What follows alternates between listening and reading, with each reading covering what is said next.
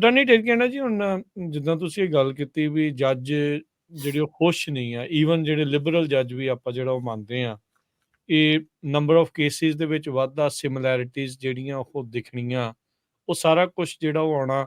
ਅ, ਅਹ, ਤੇ ਫਿਰ ਜਿੱਦਾਂ ਹੁਣ ਤੁਸੀਂ ਕਿਹਾ ਵੀ ਜਿਹੜੇ ਇਸ਼ੂਜ਼ ਆ, ਇਹਦੇ ਵਿੱਚ ਜਿਹੜੇ ਸਿਮਿਲੈਰਿਟੀ ਆਫ ਫੈਕਟ ਪੈਟਰਨਸ ਦੇ ਜਿਹੜੇ ਇਸ਼ੂ ਕਿਹੜੇ ਆ? ਕਿੰਨਾ ਚੀਜ਼ਾਂ ਕਰਕੇ ਜੱਜ ਨੂੰ ਇਹ ਜਿਹੜਾ ਲੱਗ ਰਿਹਾ ਆ ਇਹ ਸਾਰੇ ਜਣੇ ਇੱਕ ਹੀ ਚੀਜ਼ ਜਿਹੜੀ ਉਹ ਆਖੀ ਜਾ ਰਹੀ ਹੈ, ਇੱਕ ਹੀ ਚੀਜ਼ ਹੈ ਰਹੀ ਆ, ਕਿਸੇ ਦਾ ਕੋਈ ਆਪਣਾ ਡਿਫਰੈਂਟ ਨਹੀਂ ਹੈਗੀ ਚੀਜ਼। ਸੋ ਇਹ ਜਿਹੜੀ ਚੀਜ਼ ਹੈ ਇਹਨੂੰ ਸੇਵ ਕਰ ਲਿਓ, ਦੁਬਾਰਾ ਜਾ ਕੇ ਸੁਣਿਓ। ਜਿਹੜੀ ਚੀਜ਼ ਹੁਣ ਕਹਿਣ ਜਾ ਰਹੇ ਹਾਂ, ਡਿਸਕਸ਼ਨ ਕਰਨ ਜਾ ਰਹੇ ਹਾਂ, ਤੁਹਾਨੂੰ ਦੱਸਣੀ ਨਹੀਂ ਇਹ ਕਿਸੇ ਨੇ, ਹੈ ਨਾ। ਅਤੇ ਜਿਹੜੀ ਹੁਣ ਤੁਹਾਨੂੰ ਇਨਫੋਰਮੇਸ਼ਨ ਦੱਸਦੇ ਹੋ, ਇਹਨੂੰ ਸੁਣਿਓ ਜਰਾ, ਕੰਪੇਅਰ ਕਰਿਓ। ਕਈਆਂ ਨੂੰ ਸ਼ਿਕਾਇਤਾਂ ਵੀ ਬਹੁਤ ਰਹਿੰਦੀਆਂ ਕਿ ਆਹ ਨਹੀਂ ਕਿਹਾ, ਉਹ ਨਹੀਂ ਕਿਹਾ, ਸਾਡਾ ਕਾਲ ਨਹੀਂ ਚੱਕੀ, ਸਾਨੂੰ ਆਹ ਨਹੀਂ ਕੀਤਾ। ਸੋ ਇਹਨੂੰ ਜਿਹੜੀ ਇਨਫੋਰਮੇਸ਼ਨ ਇਹਨੂੰ ਧਿਆਨ ਨਾਲ ਸੁਣਿਓ। ਜਿਹੜਾ ਤੁਹਾਡਾ ਕੋਈ ਸੱਜਣ ਮਿੱਤਰ ਉਹਨਾਂ ਨਾਲ ਸ਼ੇਅਰ ਵੀ ਕਰਿਓ। ਅਤੇ ਕਈ ਵਾਰੀ ਕੇਸਾਂ 'ਚ ਆਪਾਂ ਦੇਖਦੇ ਹਾਂ ਕਿ ਬੰਦਾ ਲਾਪਰਵਾਹੀ ਕਰ ਦਿੰਦਾ, ਜੀ ਘੱਟ ਬੋਲ ਦਿੰਦਾ, ਜ਼ਿਆਦਾ ਬੋਲ ਦਿੰਦਾ, ਹੈ ਨਾ। ਸੋ ਉਹ ਚੀਜ਼ ਬਾਰੇ ਜਿਹੜੀ ਹੈਗੀ ਆ ਕਿ ਜਿੱਦਾਂ ਕਹਿੰਦੇ ਬੰਦਾ ਸ਼ੈਫ ਜਿਹੜਾ ਹੈਗਾ ਉਹ ਆਪਣੀ ਰੈਸਪੀ ਨਹੀਂ ਦੱਸਦਾ ਕਿਸੇ ਨੂੰ ਕਿ ਭਾਈ ਕਿੱਦਾਂ ਇਹ ਬਣਨਾ ਵਾ, ਉਹਨੇ ਕਹਿਣਾ ਖਾ ਲਓ ਬਸ, ਹੈ ਨਾ। ਜਿਹੜਾ ਵਕੀਲਾਂ ਦਾ, ਕੋਰਟ ਦਾ ਸਾਰਾ ਸਿਸਟਮ ਆ, ਮੈਨੂੰ ਨਹੀਂ ਲੱਗਦਾ ਕਿ ਤੁਹਾਨੂੰ ਕਿਸੇ ਨੇ ਦੱਸਿਆ ਹੋਣਾ ਵਾ। ਜਿਹੜੀਆਂ ਚੀਜ਼ਾਂ ਤੁਹਾਨੂੰ ਪਹਿਲਾਂ ਦੱਸ ਚੁੱਕੇ ਆ ਜਾਂ ਜਿਹੜੀਆਂ ਦੱਸਾਂਗੇ ਵੀ ਅੱਗੇ। ਸੋ ਉੱਥੇ ਤੱਕ ਆਪਣਾ ਤੁਹਾਡੇ ਨਾਲ ਜਿਹੜਾ ਸੋਸ਼ਲ ਮੀਡੀਆ ਦੇ ਰਾਹੀਂ ਜਿਹੜੀ ਤੁਹਾਡੇ ਨਾਲ ਇੰਟਰੈਕਸ਼ਨ ਆ, ਉਹ ਉਸ ਲੈਵਲ 'ਤੇ ਆ ਸਿਰਫ। ਉਸ ਲੈਵਲ ਤੱਕ ਆਪਾਂ ਤੁਹਾਡੀ ਉਹ ਜਿਹੜੀ ਹੈਲਪ ਕਰ ਸਕਦੇ ਹਾਂ, ਇਨਫੋਰਮੇਸ਼ਨ ਦੇ ਸਕਦੇ ਹਾਂ, ਨੌਲੇਜ ਦੇ ਸਕਦੇ ਹਾਂ। ਸੋ ਜਿਹੜੀ ਇਨਫੋਰਮੇਸ਼ਨ ਹੈ ਕਿ ਹੁਣ ਕੀ ਮਸਲਾ ਕੀ ਹੈਗਾ ਕੋਰਟ ਰੂਮਸ ਦੇ ਵਿੱਚ, ਹੈ ਨਾ। ਸੋ ਕੋਰਟ ਰੂਮਸ ਦੇ ਵਿੱਚ ਮਸਲਾ ਇਹ ਹੈਗਾ ਕਿ ਪਹਿਲੀ ਗੱਲ ਤਾਂ ਜਿਹੜਾ ਇਮੀਗ੍ਰੇਸ਼ਨ ਦਾ ਸਿਸਟਮ ਉਹਨਾਂ ਨੇ ਥੋੜ੍ਹਾ ਜਿਹਾ ਰਿਲੈਕਸ ਕੀਤਾ ਹੋਇਆ। ਐਵੀਡੈਂਸ ਦੇ ਜਿਹੜੇ ਰੂਲ ਆ ਉਹ 'ਤੇ ਅਪਲਾਈ ਨਹੀਂ ਹੁੰਦੇ ਪੂਰੇ। ਜਦੋਂ ਤੁਸੀਂ ਹੁਣ ਜਿੱਦਾਂ ਸਿਵਲ ਕ੍ਰਿਮੀਨਲ ਕੇਸ ਆ, ਉਹਦੇ ਵਿੱਚ ਬਹੁਤ ਜ਼ਿਆਦਾ ਰੂਲਸ ਲਾਗੂ ਹੁੰਦੇ ਆ। ਜਿੱਦਾਂ ਹੀਅਰਸੇ ਫਾਰ ਐਗਜ਼ਾਮਪਲ, ਕਿ ਇਹ ਚੀਜ਼ ਬੰਦਾ ਜਿਹੜੀ ਗਵਾਹੀ ਦੇ ਰਿਹਾ, ਇਹਨੇ ਆਪ ਨਹੀਂ ਇਹ ਵੇਖੀ, ਇਹ ਕਿਸੇ ਤੋਂ ਇਹਨੇ ਸੁਣੀ ਸੀਗੀ, ਇਹਨੂੰ ਤੁਸੀਂ ਸੁਣ ਨਹੀਂ ਸਕਦੇ। ਸੋ ਇੱਦਾਂ ਦੇ ਕਈ ਸਾਰੇ ਜਿਹੜੇ ਰੂਲ ਰੈਗੂਲੇਸ਼ਨ ਆ ਉਹ ਰਿਲੈਕਸ ਹੋ ਗਏ। ਹੁਣ ਜਿੱਦਾਂ ਕ੍ਰਿਮੀਨਲ ਸਿਵਲ ਕੇਸ 'ਚ ਤੁਸੀਂ ਉਹ ਬੰਦੇ ਦੀ ਗਵਾਹੀ ਨਹੀਂ ਪਵਾ ਸਕਦੇ ਜਿਹਨਾਂ ਨੂੰ ਤੁਸੀਂ ਕ੍ਰਾਸ ਐਗਜ਼ਾਮਿਨ ਨਹੀਂ ਕਰ ਸਕਦੇ। ਹੁਣ ਇਮੀਗ੍ਰੇਸ਼ਨ 'ਚ ਉਹ ਵੀ ਉਹਨਾਂ ਨੇ ਰਿਲੈਕਸ ਕਰਤਾ ਕਿ ਐਫੀਡੇਵਿਟ ਲਿਖਤੇ ਉਹਨਾਂ ਦੇ ਬੇਸ 'ਤੇ ਜਿਹੜਾ ਸਰਕਾਰੀ ਵਕੀਲ ਆ ਉਹਦੇ ਕੋਲ ਇੰਨਾ ਜ਼ਿਆਦਾ ਸਾਧਨ ਨਹੀਂ ਹੈਗੇ ਕਿ ਉਹ ਜਿਹਨਾਂ ਨੇ ਐਫੀਡੇਵਿਟ ਲਿਖਿਆ ਉਹਨਾਂ ਨੂੰ ਉਹ ਐਗਜ਼ਾਮਿਨ ਕਰ ਸਕਦਾ ਹੋਵੇ, ਉਹਨਾਂ ਦੀ ਗੱਲ ਸੁਣ ਸਕਦਾ ਹੋਵੇ। ਸੋ ਜਿਹੜਾ ਇਮੀਗ੍ਰੇਸ਼ਨ ਜੱਜ ਆ ਜਾਂ ਜਿਹੜਾ ਸਰਕਾਰੀ ਵਕੀਲ ਆ, ਉਹਦੇ ਕੋਲ ਇੱਕ ਲਿਮਿਟੇਸ਼ਨ ਆ। ਉਹਨੇ ਜਦੋਂ ਤੁਸੀਂ ਆਪਣਾ ਦੱਸਤਾ, ਆਪਣੇ ਡਾਕੂਮੈਂਟ ਦੇ ਦਿੱਤੇ, ਉਹਦੇ ਵਿੱਚੋਂ ਹੀ ਤੁਹਾਨੂੰ ਪੁੱਛਦਾ, ਹੈ ਨਾ। ਸੋ ਪਹਿਲੀ ਗੱਲ ਤਾਂ ਇੱਕ ਹੈਗਾ ਕਿ ਇੱਕ ਦਾਇਰਾ ਜਿਹੜਾ ਹੈਗਾ ਉਹ ਤੈਅ ਹੋ ਗਿਆ ਕਿ ਜਿਹੜੇ ਇਹ ਕੇਸ ਆ, ਇਹਦਾ ਸਕੋਪ ਕੀ ਹੋਣਾ। ਸੋ ਉਹਦੇ ਵਿੱਚ ਆਪਾਂ ਦੇਖਦੇ ਹਾਂ ਕਿ ਰਿਪੀਟ ਜਿਹੜੇ ਕਾਮਨ ਇਸ਼ੂਜ਼ ਇੱਕ ਆਉਂਦੇ ਆ। ਇੱਕ ਬਾਈ ਦਾ ਜਿਹੜਾ ਕੇਸ ਡਿਨਾਈ ਹੋਇਆ ਸੀਗਾ, ਉਹਦੇ ਮੈਡੀਕਲ ਜਿਹੜੇ ਸੀਗੇ, ਉਹਦੇ ਜਿਹੜੇ ਮੈਡੀਕਲ ਉਹ ਕਹਿੰਦਾ ਕਿ ਜੱਜ ਸਾਹਿਬ ਨੇ ਦੱਸਿਆ ਸੀਗਾ ਕਿ ਇਹਦੇ ਮੈਡੀਕਲ 'ਤੇ ਮੈਨੂੰ ਸ਼ੱਕ ਹੈਗਾ ਕਿਉਂਕਿ ਜਿਹੜੀ ਲੈਂਗੁਏਜ ਸੀਗੀ ਉਹ ਇੱਕ ਮੈਡੀਕਲ ਲੈਟਰ ਅਤੇ ਦੂਜੀ ਮੈਡੀਕਲ ਲੈਟਰ ਦੀ ਸੇਮ ਸੀਗੀ। ਅਤੇ ਜੱਜ ਸਾਹਿਬ ਕਹਿੰਦੇ ਕਿ ਇਹ ਕਿੱਦਾਂ ਹੋ ਸਕਦਾ ਕਿ ਇਹ 2 ਅਲੱਗ-ਅਲੱਗ ਹਸਪਤਾਲਾਂ ਦੇ ਵਿੱਚ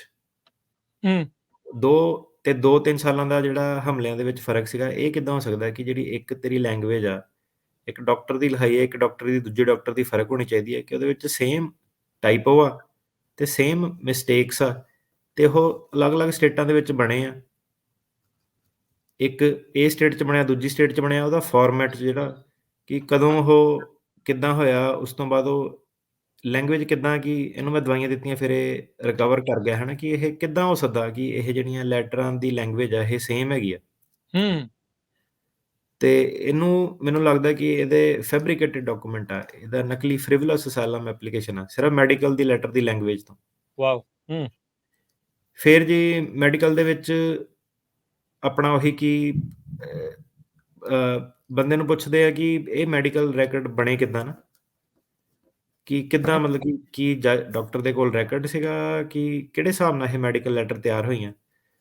ਉਹਦੇ ਵਿੱਚ ਹੁਣ ਬੰਦੇ ਆ ਵੀ ਕਈ ਵਾਰੀ ਕਹਿੰਦੇ ਕਿ ਮੇਰੇ ਘਰਦਿਆਂ ਨੇ ਜਾ ਕੇ ਉਹਨਾਂ ਨੂੰ ਦੱਸਿਆ, ਫਿਰ ਉਹਨਾਂ ਨੂੰ ਯਾਦ ਕਰਾਇਆ ਅਤੇ ਫਿਰ ਉਹਨਾਂ ਨੇ ਲਿਖਿਆ। ਅਤੇ ਜੱਜ ਕਹਿੰਦਾ ਇਹ ਤਾਂ ਫਿਰ US ਦੇ ਕਾਨੂੰਨ ਦੇ ਹਿਸਾਬ ਨਾਲ ਇਹ ਤਾਂ ਨਕਲੀ ਲੈਟਰ ਹੋ ਗਈ, ਇਹ ਤਾਂ ਝੂਠ ਲੈਟਰ ਹੋ ਗਈ, ਇਹ ਤਾਂ ਫ੍ਰਿਵਲਸ ਹੋ ਗਈ ਲੈਟਰ ਕਿ ਫਿਰ ਤੇਰੇ ਘਰਦਿਆਂ ਨੇ ਇਹਨੂੰ ਦੱਸਿਆ ਕਿ ਕਿੱਦਾਂ ਸੀਗਾ, ਮਤਲਬ ਡਾਕਟਰ ਨੂੰ ਆਪ ਨਹੀਂ ਯਾਦ ਸੀਗਾ, ਹੈ ਨਾ। ਜਾਂ ਫਿਰ ਆਪਾਂ ਦੇਖਦੇ ਹਾਂ ਕਿ ਉਹ ਡਾਕਟਰ ਨੂੰ ਕਹਿੰਦਾ ਕਿ ਕਿੱਥੇ ਹੈ ਡਾਕਟਰ ਵਾਲਾ ਉਹ ਰੈਕਡ ਕਿੱਥੇ ਹੈਗਾ।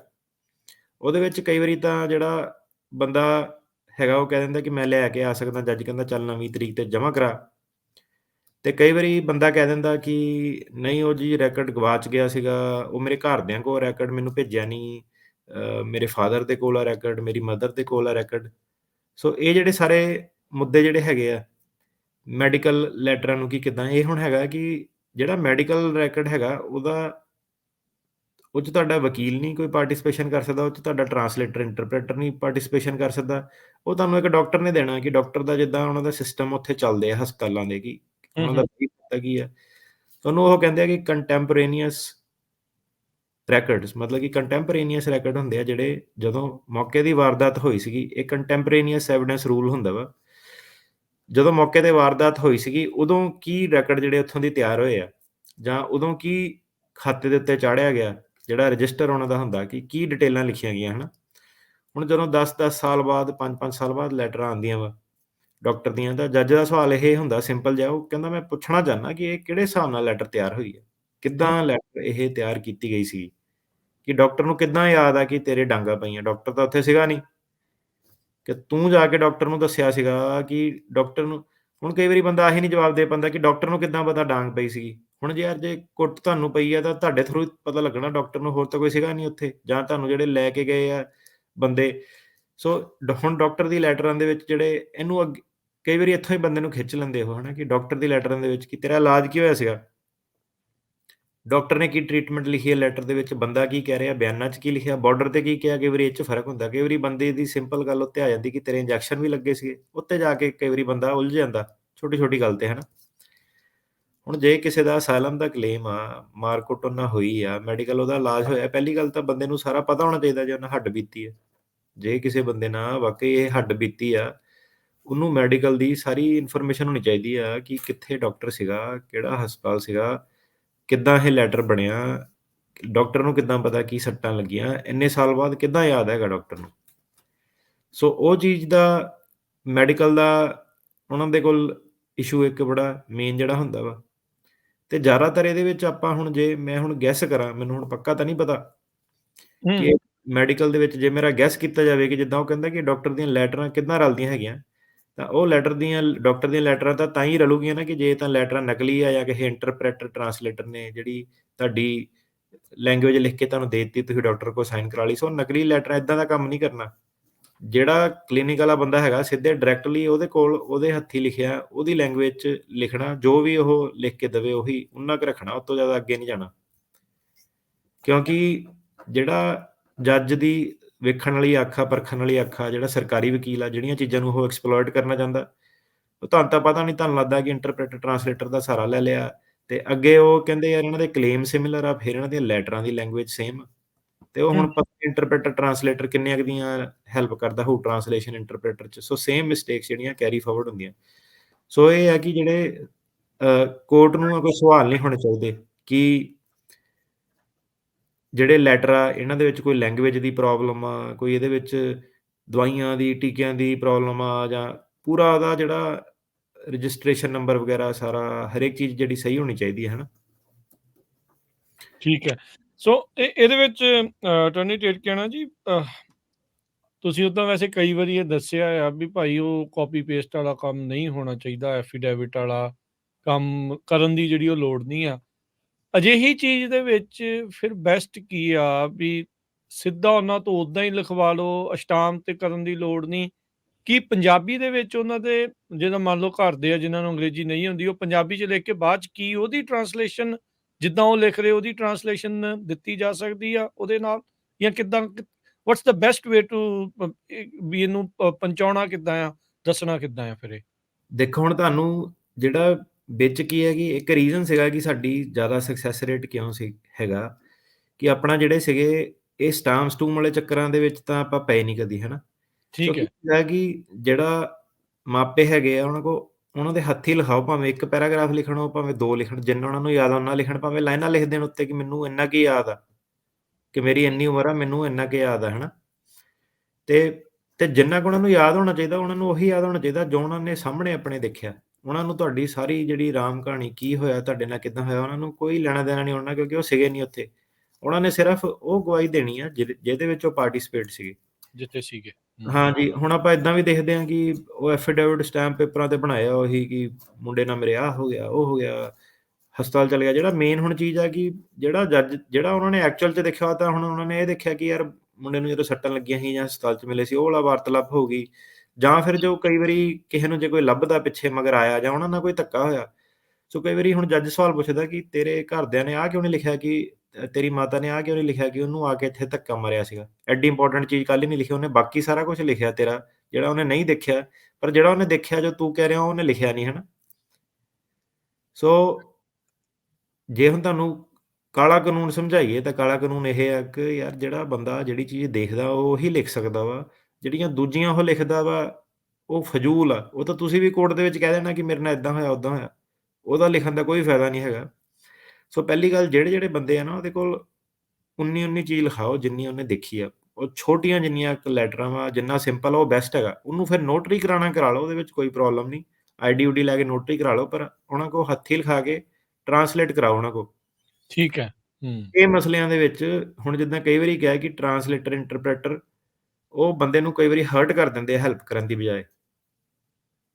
ਤੁਹਾਡਾ ਹੂੰ, ਹੁਣ ਆਪਣਾ ਕੇਸ ਆ, ਹੁਣ ਲੋਕੀ ਜੇ ਕੋਈ ਕਹਿੰਦਾ ਮੈਂ 10ਵੀਂ ਪਾਸ ਕਰਨੀ, ਮੈਂ 12ਵੀਂ ਪਾਸ ਕਰਨੀ, ਮੈਂ ਬੀਏ ਕਰਨੀ, ਉਹਨੂੰ ਭਰਾਵੋ ਮਿਹਨਤ ਤਾਂ ਕਰਨੀ ਪੈਣੀ ਨਾ, ਬੰਦੇ ਨੂੰ ਪੜ੍ਹਨਾ ਤਾਂ ਪੈਣਾ ਜ਼ਿੰਦਗੀ ਦੇ ਵਿੱਚ ਕੁਛ ਹਾਸਲ ਕਰਨ ਲਈ, ਸਹੀ ਕੁਛ ਨਾ ਗੱਲ। ਕੁਛ ਐਫਰਟ ਪਾਉਣਾ ਪੈਣਾ ਨਾ।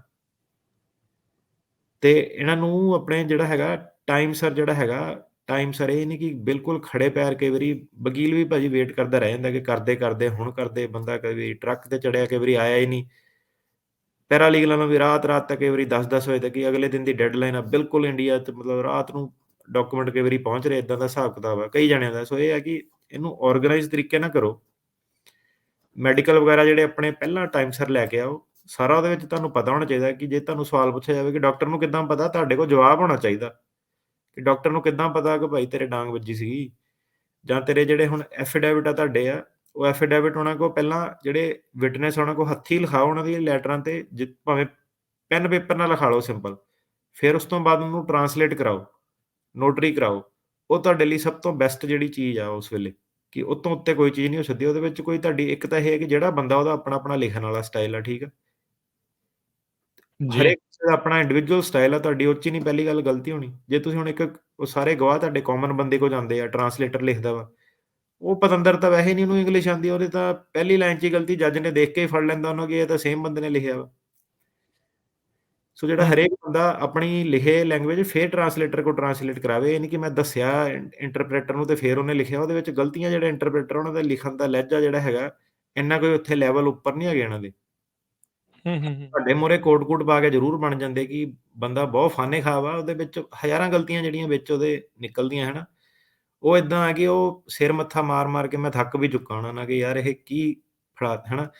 ਦੂਜੀ ਚੀਜ਼ ਹੁਣ ਜਿਹੜੀ ਹੈਗੀ ਆ, ਲੈਟਰ ਆ ਗਈ, ਪਾਰਟੀ ਦੀ ਲੈਟਰ ਆ।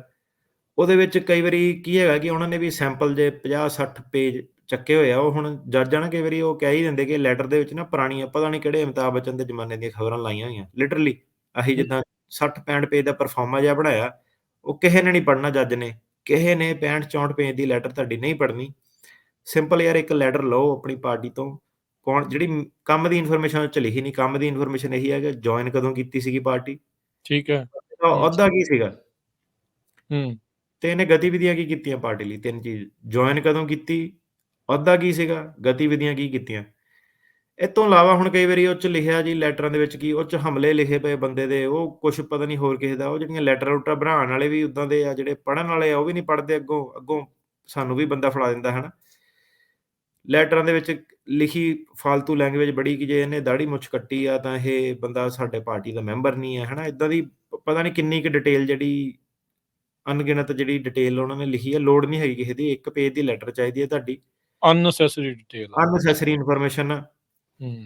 ਤੇ ਉਹ ਜਿਹੜੀ ਇਨਫੋਰਮੇਸ਼ਨ ਹੈਗੀ ਆ ਕਿ ਤੁਹਾਡਾ ਅਹੁਦਾ ਕੀ ਆ, ਜੁਆਇਨ ਕਦੋਂ ਕੀਤੀ, ਗਤੀਵਿਧੀਆਂ ਕੀ ਕੀਤੀਆਂ, ਉਹ ਸਿਰਫ ਜਿਹੜਾ ਇੱਕ ਚਾਹੀਦਾ। ਤੇ ਜਿਹੜਾ ਹੁਣ ਆਈਡੀ ਕਾਰਡ ਆ, ਹੁਣ ਇੱਕ ਇਹਦੇ ਵਿੱਚ ਹੁਣ ਮੇਨ ਮਸਲਾ ਆਉਂਦਾ ਕਿ ਅ, ਤੁਹਾਡਾ ਅਹੁਦਾ ਕੀ ਸੀਗਾ, ਵਰਕਰ ਦਾ ਸੀਗਾ ਕਿ ਮੈਂਬਰ ਦਾ ਸੀਗਾ। ਉਹ ਬੰਦੇ ਹੂੰ। ਨੇ ਆਪਣਾ ਲੈਟਰ ਹੀ ਨਹੀਂ ਪੜ੍ਹੀ, ਆਈਡੀ ਕਾਰਡ ਹੀ ਨਹੀਂ ਪੜ੍ਹਿਆ। ਉਹ ਕਹਿੰਦਾ ਨਹੀਂ ਜੀ ਮੈਂ ਵਰਕਰ ਸੀਗਾ। ਉਹ ਕਹਿੰਦਾ ਮੈਂਬਰ ਤੇ ਵਰਕਰ 'ਚ ਕੀ ਫ਼ਰਕ ਹੁੰਦਾ? ਫਿਰ ਉਹ ਜੀ ਫ਼ਰਕ ਦੱਸਣ ਲੱਗ ਪਿਆ ਕਿ ਏਦਾਂ ਜੀ ਮੈਂਬਰ ਵੱਡਾ ਹੁੰਦਾ, ਵਰਕਰ ਛੋਟਾ ਹੁੰਦਾ। ਉਹ ਜਦੋਂ ਜੱਜ ਨੇ ਸਾਰਾ ਸੁਣਾ ਲੱਗਿਆ, ਉਹ ਕਹਿੰਦਾ ਪਰ ਤੇਰੀ ਤਾਂ ਲੈਟਰ ਦੇ ਉੱਤੇ ਮੈਂਬਰ ਲਿਖਿਆ ਵਾ। ਜਾਂ ਤਾਂ ਉਹਦਾ ਇਹ ਹੈ ਕਿ ਜੇ ਤਾਂ ਯਾਰ ਤੁਹਾਨੂੰ ਪਤਾ ਨਹੀਂ ਕੀ ਫ਼ਰਕ ਆ, ਕਿੱਦਾਂ ਵਾ, ਉੱਥੇ ਜਿਹੜਾ ਜੱਜ ਨੇ ਵੀ ਪਹਿਲਾਂ ਜਵਾਬ ਦਿੱਤਾ ਕਿ ਜਿੱਥੇ ਨਹੀਂ ਪਤਾ ਉੱਥੇ ਇਹੀ ਕਹਿਣਾ ਕਿ ਮੈਨੂੰ ਨਹੀਂ ਪਤਾ। ਸੌਖੇ ਰਹੋਗੇ। ਔਖੇ ਰਹੋਗੇ। ਹੁਣ ਜੱਜ ਵੀ ਦੇਖਦੇ ਉਹੀ ਕਿ ਯਾਰ ਅੱਜ ਸਵੇਰੇ ਬੰਦਾ ਆ ਰਿਹਾ ਉਹ ਕਹਿ ਰਿਹਾ ਸੇਮ ਆ ਸਾਰੇ ਵਰਕਰ ਤੇ ਮੈਂਬਰ, ਦੁਪਹਿਰ ਨੂੰ ਬੰਦਾ ਆ ਰਿਹਾ ਉਹ ਕਹਿੰਦਾ ਵਰਕਰ ਤੇ ਮੈਂਬਰ 'ਚ ਆਹ ਫ਼ਰਕ ਹੁੰਦਾ ਆਪਣੇ ਵੱਲੋਂ ਹੀ, ਹਨਾ। ਹੁਣ ਜਿਹੜਾ ਤੁਹਾਨੂੰ ਕਿਹਾ ਕਿ ਜਿਹੜਾ ਯਾਰ ਕਮਿਊਨਿਟੀ ਲੈਵਲ ਤੇ ਇੱਕ ਉਹ ਆ, ਏਦਾਂ ਮੈਨੂੰ ਦੱਸੋ ਕਿੱਦਾਂ ਹੋ ਸਕਦਾ ਕਿ ਤੁਸੀਂ ਉੱਥੇ ਹਜ਼ਾਰਾਂ ਲੋਕਾਂ ਨੇ ਜਾਣਾ, ਹਜ਼ਾਰਾਂ ਪੰਜਾਬੀਆਂ ਦੇ ਕੇਸ ਲੱਗੇ ਆ, ਕਿ ਆਪਣੇ ਵੱਲੋਂ ਤੁਸੀਂ ਕਹੋਗੇ ਤੇ ਜੱਜ ਨੇ ਵੀ ਤੁਹਾਡੇ ਤੋਂ ਪਹਿਲਾਂ ਵੀ ਸੁਣਿਆ, ਤੁਹਾਡੇ ਤੋਂ ਬਾਅਦ 'ਚ ਵੀ ਸੁਣਿਆ, ਉਹਨੇ ਪਹਿਲਾਂ ਵੀ ਕਿਸੇ ਬੰਦੇ ਨੂੰ ਇਹ ਸਵਾਲ ਪੁੱਛਿਆ ਵਾ ਕਿ ਵਰਕਰ ਤੇ ਮੈਂਬਰ 'ਚ ਕੀ ਫ਼ਰਕ ਆ? ਹੂੰ, ਹੂੰ। ਉਹ ਬੰਦੇ ਨੇ ਵੀ ਜਵਾਬ ਦਿੱਤਾ। ਹੁਣ ਜੱਜ ਮੈਂ ਕਿਹਾ ਹੁਣ ਤੁਸੀਂ ਜੇ ਜੱਜ ਉੱਥੇ ਬੈਠੇ ਤੁਸੀਂ ਕਹੋ ਯਾਰ ਅੱਛਾ ਆਹ ਬੰਦਾ ਆ ਗਿਆ, ਆਹ ਕਹਿ ਰਿਹਾ, ਆਹ ਬੰਦਾ ਆ ਗਿਆ, ਉਹ ਕਹਿ ਰਿਹਾ, ਹਨਾ। ਤੇ ਇਹ ਜਿਹੜੀਆਂ ਤੁਹਾਡੀਆਂ ਡਿਸਟਿੰਕਸ਼ਨ ਆ, ਤੁਹਾਡੇ ਟਾਈਟਲ ਕੀ ਆ, ਗਤੀਵਿਧੀਆਂ ਕੀ ਆ, ਇਹ ਕਲੀਅਰ ਹੋਣੀਆਂ ਚਾਹੀਦੀਆਂ। ਜੀ, ਜੀ, ਜੀ।